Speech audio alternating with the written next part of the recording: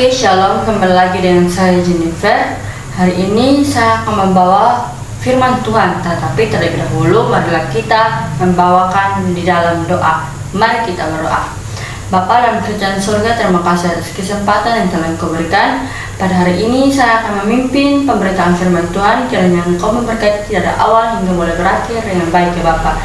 Kiranya Engkau memberkati membaca, akan mendengarkan. Biarlah kasih Kristus selalu menyertai mereka dan biarlah mereka dapat mendengarkan dengan seksama ya Bapa, di dalam nama Tuhan Yesus. Haleluya, amin. Oke, sebelum kita memulai, perlu kita mendengarkan lagu rohani agar kita mempersiapkan diri kita untuk pemberitaan firman Tuhan.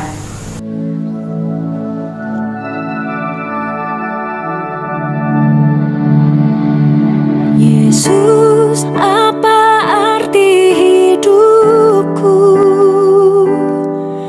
bila kau tak berikan nyawamu yang terbaik tersedia bagiku. Ku bersyukur atas kasih karuniamu.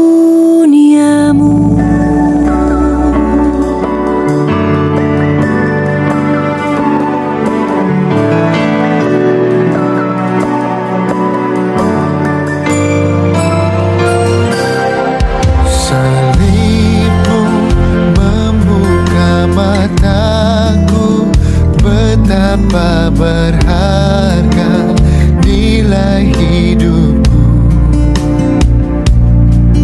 menanggung semua dosaku, berikan hidupmu menggantikan diriku,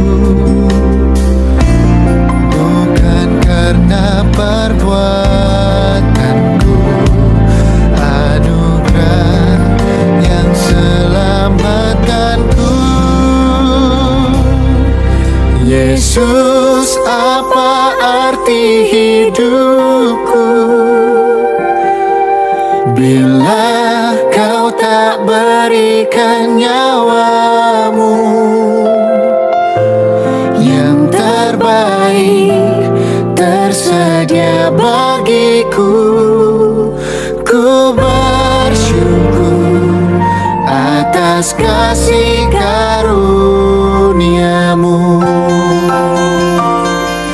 Hari ini tema yang saya bawakan adalah pentingnya hubungan pacaran dan pernikahan yang didasari oleh Kristus. Nah, tema ini saya menggunakan ayat bacaan di dalam Kejadian 2 ayat 18 dan Yakobus 40 ayat 27 sampai 41. Mari kita baca dalam Kejadian 2 ayat 18. Di sini Tuhan Allah berfirman, "Tidak baik kalau manusia itu seorang diri saja.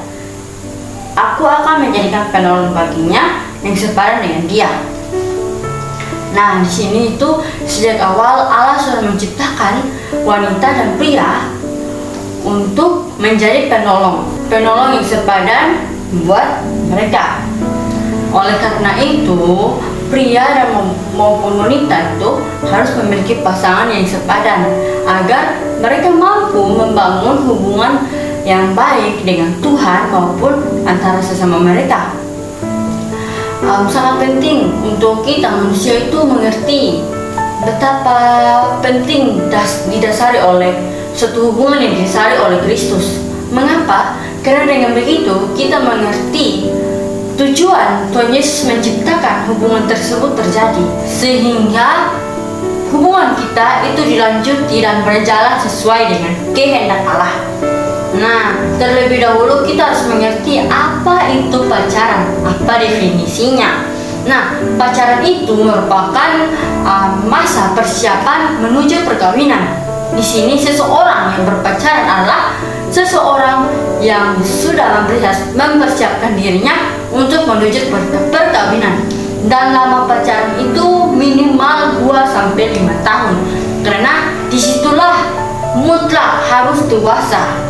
Nah, sehingga itu muncul pertanyaan, kapan seseorang itu siap berpacaran? Jawabannya, ketika seseorang itu sudah siap untuk berpacaran. Nah, sehingga itu kita perlu tahu, karena sangat banyak dari kita salah mengartikan pacaran tersebut. Nah, setelah kita melakukan hubungan berpacaran, situ iblis itu akan melihat kita apakah pacaran kita itu sehat atau tidak. Makanya kita juga harus perlu tahu rancangan iblis itu seperti apa. Nah, rancangan iblis ini ada 3. Yang pertama, pacaran lebih cepat atau tidak seharusnya lebih cepat. Kedua, memilih pasangan yang salah atau pasangan yang tidak sepadan. Dan yang ketiga adalah seseorang tersebut akan jatuh di dalam dosa. Dia akan membuat kita jatuh di dalam dosa. Dosa tersebut adalah dosa perzinahan. Sehingga dari itu perlu kita menanamkan di dalam diri kita. Ada 2 hal yang perlu ditanamkan untuk kita. Nah, pertama itu untuk pria dan wanita, dan kedua itu untuk pria. Nah, di sini itu seorang wanita itu menjaga dirinya untuk tidak melakukan dosa. Atau contohnya adalah wanita tidak boleh masuk di dalam kamar si cowok, dan cowok pun sama sedemikian. Dan yang kedua adalah seorang pria yang benar. Nah, pria yang benar ini adalah seorang pria yang takut akan Tuhan dan dia menghargai pasangannya. Itu berkenan di hadapan Tuhan. Tetapi jika pernikahan yang didasari oleh Kristus, itu pun juga dikehendaki oleh Tuhan.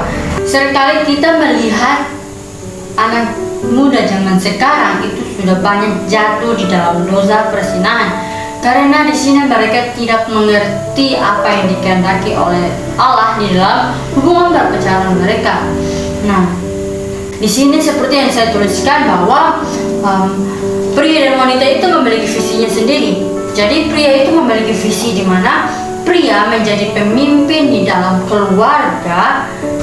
Perempuan memiliki visi juga, di mana perempuan menjadi pendukung, dia lemah lembut, dia memiliki kecantikan, tenang, dan tidak mudah khawatir.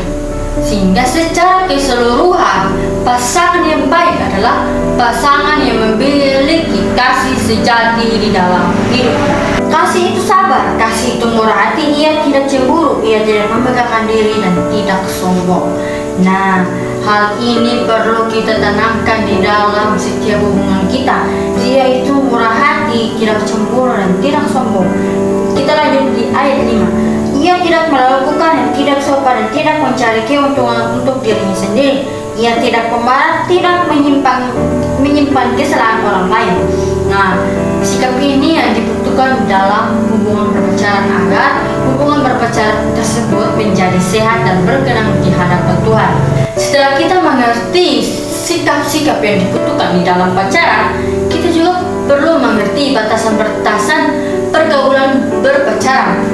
Jadi muncul pertanyaan saat kita mendengarkan batasan-batasan dalam pergaulan berpacaran itu apa?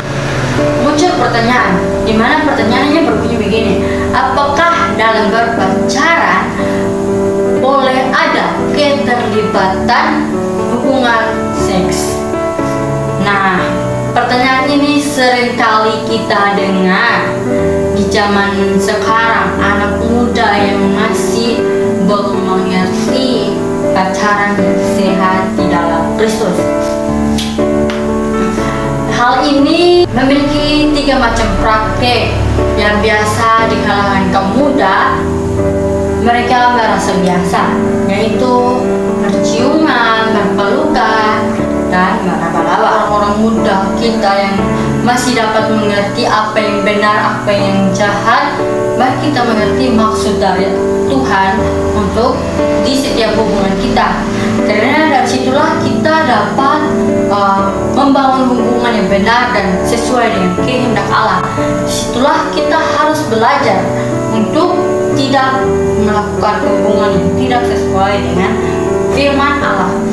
Nah, mari kita lebih lagi untuk mengerti apa yang benar dalam melakukan hubungan berpacaran yang dikehendaki oleh Tuhan dan tidak agar di setiap hubungan kita yang kita jalani, kita pun dapat menjalani sesuai dengan firman Tuhan. Kita menutup sesi kita dengan doa. Mari kita berdoa. Bapa dalam kerajaan sorga, terima kasih atas kebaikan-Mu. Hari ini kami telah melakukan sesi pendengaran firman Tuhan, dan biarlah apa yang saya beritakan kiranya Engkau memberkati apa yang saya katakan. Dalam nama Tuhan Yesus, kiranya Engkau memberkati mereka yang mendengarkan, kiranya kasih-Mu selalu menyertai mereka dan saya. Dan terima kasih Tuhan buat kesempatan yang telah Kau berikan. Biarlah setelah ini kami akan melanjutkan kegiatan kami, dan biarlah Engkau yang berkuasa atas kehidupan kami. Dan biarlah firman yang kami dengar tidak sia-sia saja, tetapi kami melakukannya sesuai apa yang Engkau kehendaki. Biarlah setiap hubungan kami memiliki hubungan yang berkenan di hadapan. Di dalam Tuhan Yesus kami berdoa, amin. Oke, sekian, terima kasih. Saya mengucapkan salam sejahtera buat kita semua. Shalom.